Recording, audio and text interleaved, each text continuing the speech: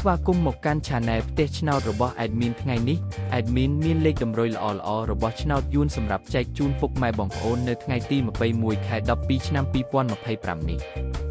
ដូចនេះ Admin មិនចង់ឲ្យចំណាយពេលវេលារបស់ពុកម៉ែបងប្អូនយូរតោះយើងមកតាមដានលេខតម្រុយរបស់យើងទាំងអស់គ្នាសម្រាប់លេខតម្រុយ2លេខមានលេខ47លេខ39សម្រាប់លេខតម្រុយអូស2លេខមានលេខតម្រុយទី1អូស40និងលេខតម្រុយចុងក្រោយអូស30សម្រាប់លេខតម្រុយ3លេខមាន303គុណនិង541គុណសម្រាប់លេខតម្រុយថ្ងៃនេះ Admin សូមជូនពរឲ្យពុកម៉ែបងប្អូនជួបតែសំណាងល្អទាំងអស់គ្នាហេងមានលាភមានជ័យ